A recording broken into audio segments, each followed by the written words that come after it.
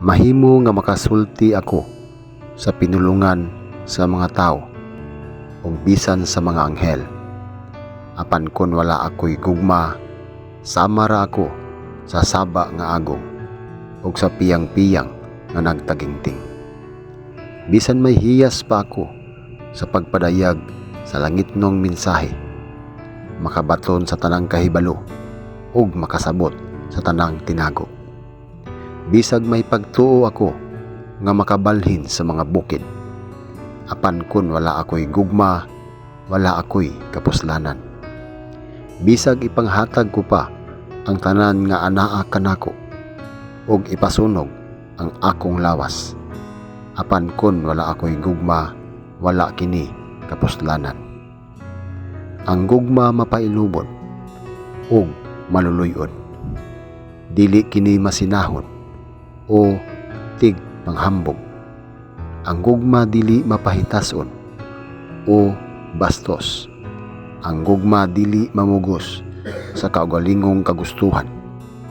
Ang gugma dili masukanon o madinumtanon. Ang gugma dili malipay sa dautan kun dili sa kamatuoran.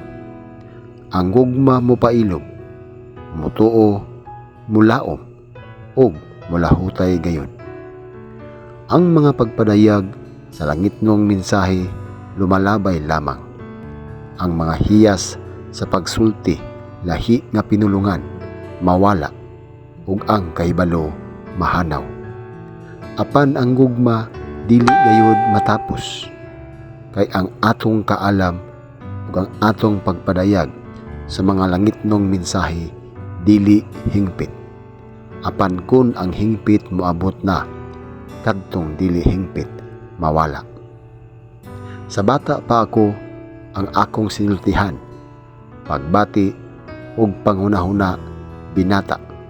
Apan karon nga hantong na ako, dili na ako magbinata.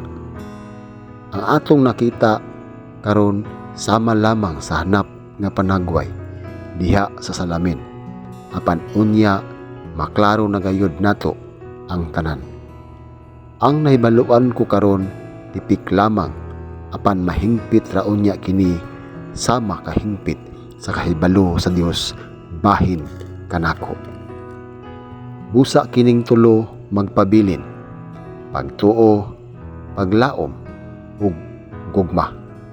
Apan ang labing dako niini mao ang gugma.